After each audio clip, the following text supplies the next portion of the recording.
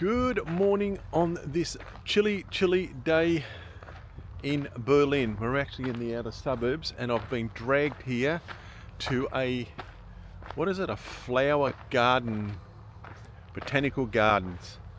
Yes, dragged here by my wife and her sister. My wife's sister joined us Wednesday. This is a Friday and it's the 27th of March. And I've been dragged out to this flower place. I haven't seen too many flowers at the moment, but anyway, it is an overcast, sort of half sunny day. Very, very cold. Not as cold as yesterday. Bloody hell, I froze to death yesterday. It was freezing. But today it's, well, still chilly, but yeah, so I'm out of this flower thing. What's this over here? Let me have a look. We've got some gardens here. I'll go in here and see if I can find my wife and her sister, and we'll take it from there. So, whilst I walk through this botanical gardens part, I just want to talk about our experience coming over to Germany via the United States of America, in particular San Francisco. And with all the new regulations and travel permits and whatever it takes to get you overseas.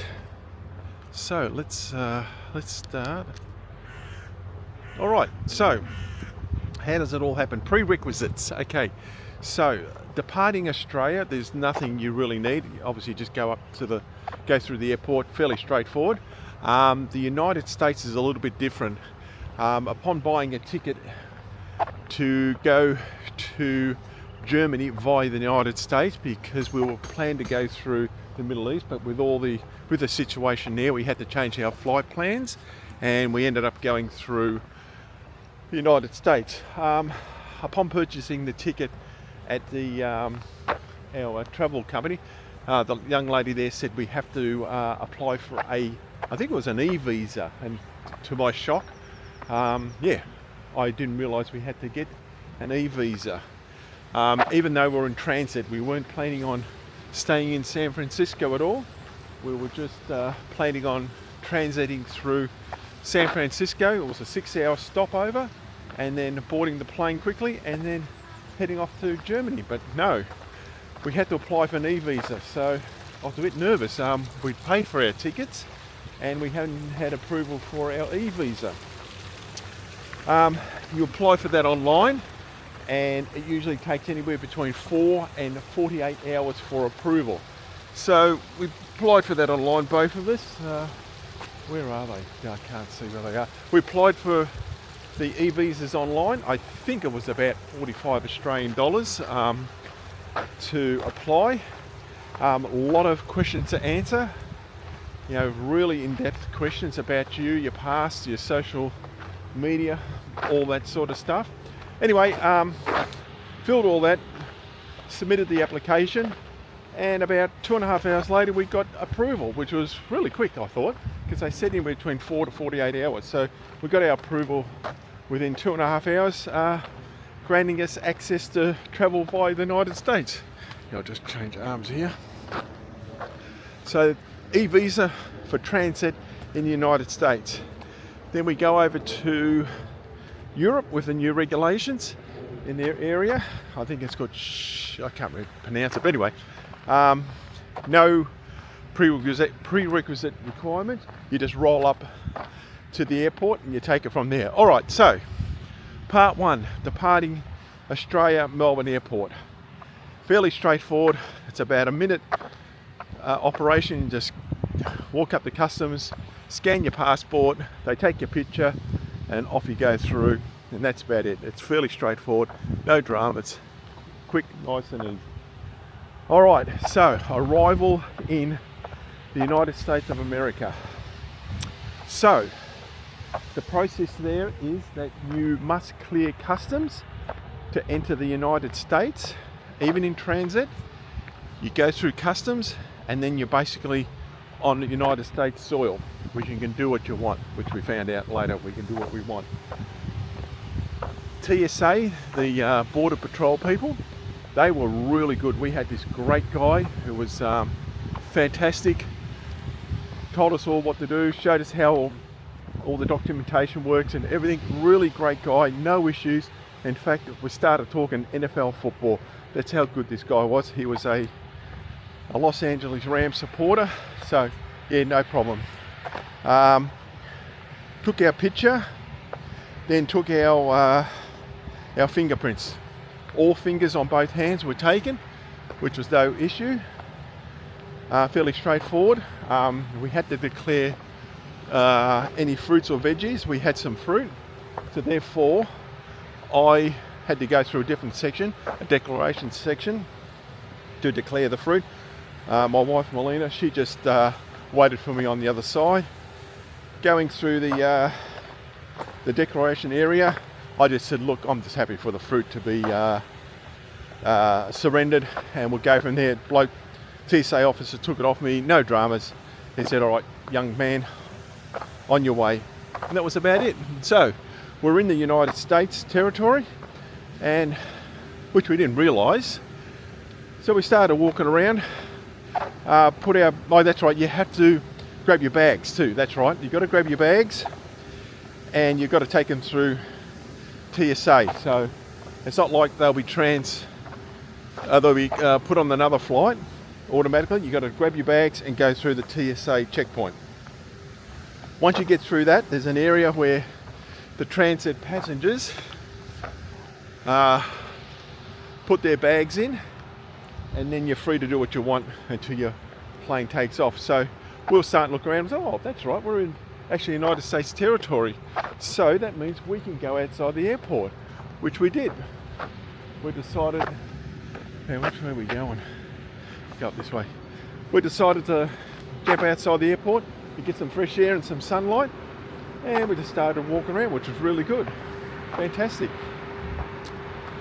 Went back into the airport. Time to go through customs again, and once again you go through. Another picture of yourself was taken. No fingerprints. And then, no, you didn't have your bag. That's right. Straight in through security, just with your hand luggage and your carry-on bag. Let me flick this around or try and find them. No. Oh, we've got a cleaner over there.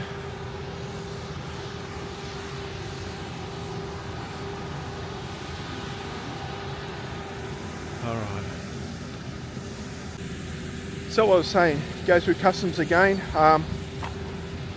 Check your backpack. Check your whatever else you got on you. Was there another picture taken? I can't remember. I think there actually was another picture taken of you. Through customs, and then you can go off to your gate and board the plane and head off. Over to over to Frankfurt. Now Frankfurt, when you arrive in the European zone, you go to a kiosk, a little kiosk. That's where you get your picture. You put your passport in to be scanned. You get your picture taken, and then your fingerprints are taken again. I can't remember if it was both hands, but anyway, I think it was both hands were taken. Once again, the fingerprints, and then once that's done, then you proceed over to the checkpoint where a European customs officer checks your passport and make sure everything's legit. Ask you a few questions: where you going, what are you doing, how long are you going to be in Europe for, blah blah blah. Once that's all over and done with, you're in the European Union. So overall, we counted between Melbourne and finally getting through to Europe, our picture was taken 5 times, and our fingerprints, full fingerprints, were taken twice. The overall experience, fairly straightforward. Queues weren't that long, and yeah, that was about it. Yeah, straight through, no problem. We've got to go back through it all again once we head back to Melbourne in about a month's time or so, whatever it is. Where are they? Goodness gracious, I'll have to get out the phone and see where they are, track them down. All right, yeah, so that was our experience getting across to Europe via the United States. What's this part? Looks like a Japanese part. Okie doke. Let's find out where they are and we'll get some video of them.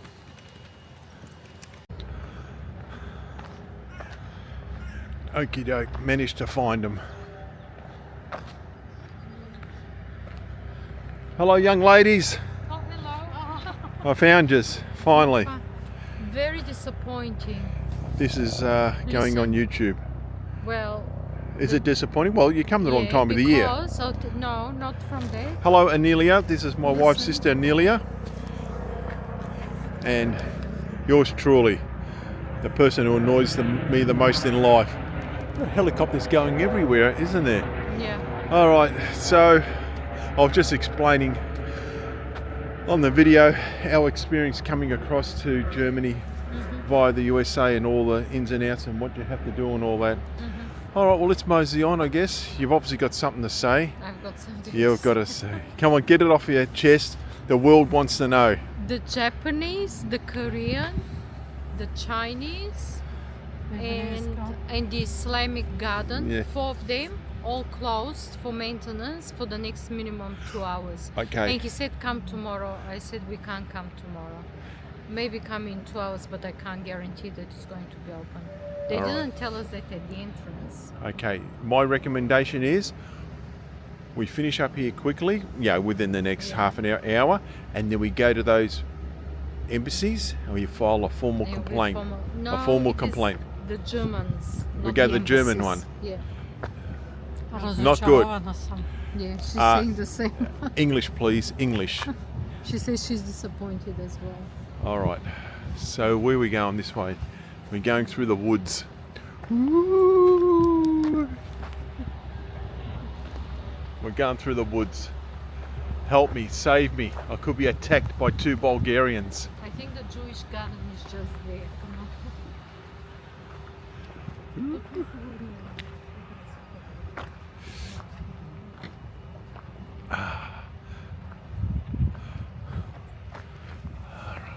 We'll pick it up. This is, you read a story, it's like a fairy tale and you look at the...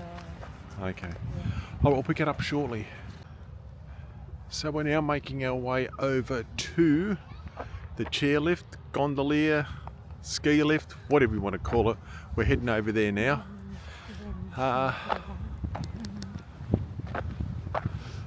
One other topic I wanted to talk about just quickly was the language barrier here.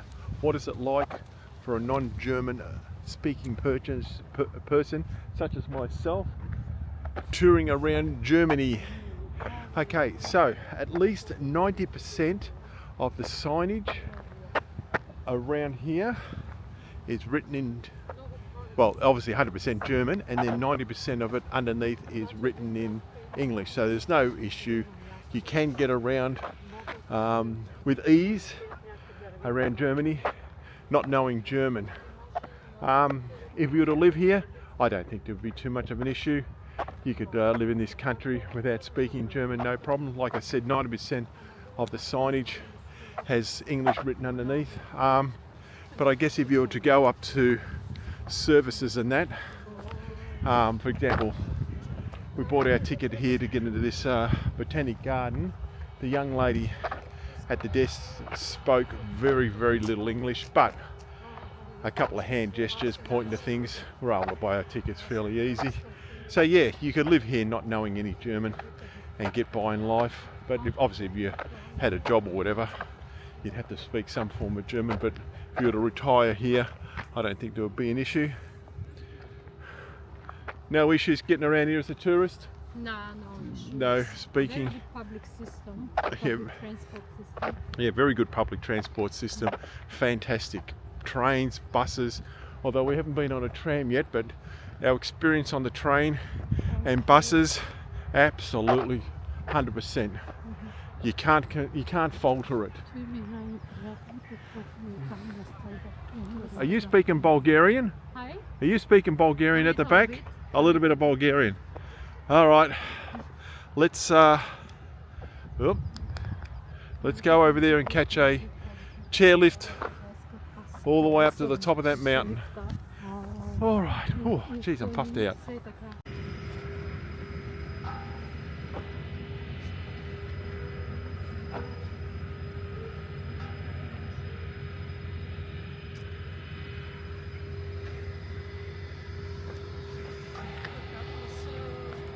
You ready?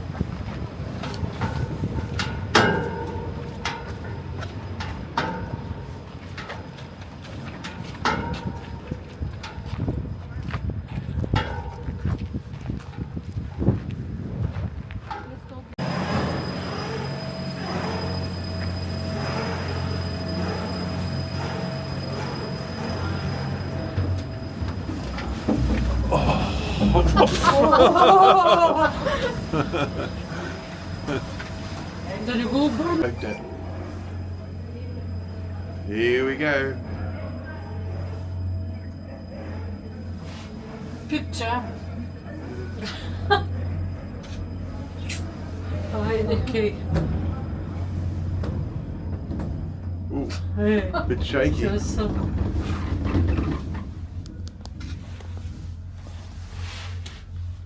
Smile. Усмивка. Излитаме. Да. Taking off. Сега ще рече дрън, дрън, дрън, дрън. Да, я се хвана. Very nice. Let's see what happens. Let's see what it's like when we get up the top. You can see how you just dislodge from the cable, and then you go through a small transition. That should be opening. Do we get out here? Yeah, we get out here. Yeah. О, ай. I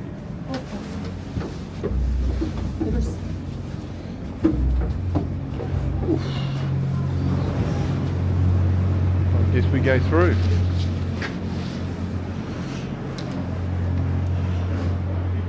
That's it.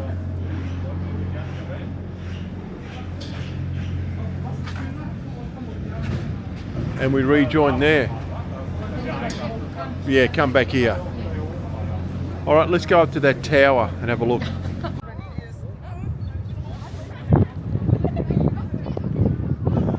Berlin East. The eastern suburbs of Berlin we are. Nice and windy up here. Gee, it is freezing with that wind.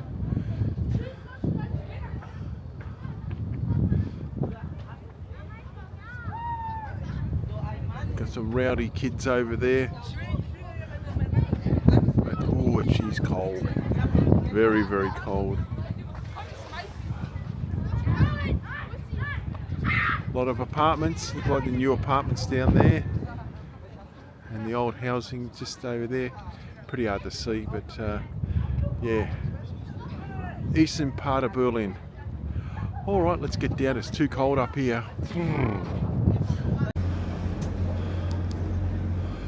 All right, part 2 of our gondolier experience. We're in a gondolier. Oh, just to make it fancy dancy. So we're going to head down to, well, we're exiting the gardens and heading down to the U5 line, which is down the other side of the mountain. Whoop, there, gee whiz, that's a bit rough. And then we'll catch a train. And where are we heading to? Where do you want to go? The Brandenburg Gate and the Reichstag. And the Reichstag. I can't say. I can't say it either. Hello, peekaboo. Wow, look at us go up. Овсятка Лондон. The eastern part of Berlin. Нямаше Лондон.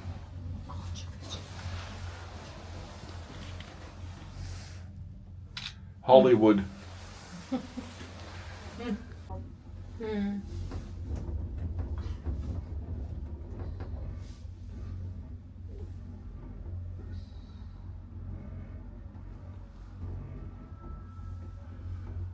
Yay.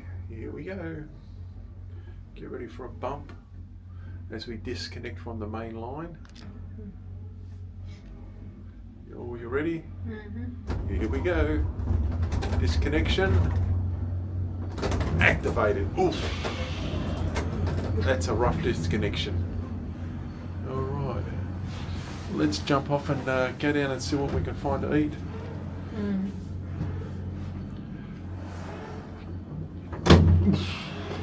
Such a big bank, isn't there? Well, that was good. I enjoyed that. Yeah. Do you want your brochure? No. Oh.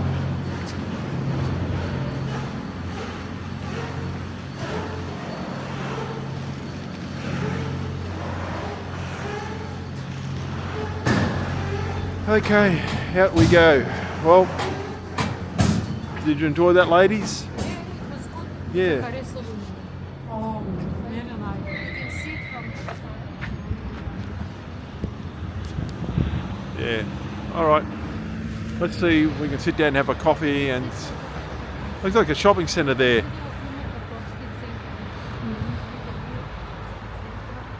Let's go get a coffee in that. Let's see whether that straight ahead, whether that's The shopping centre.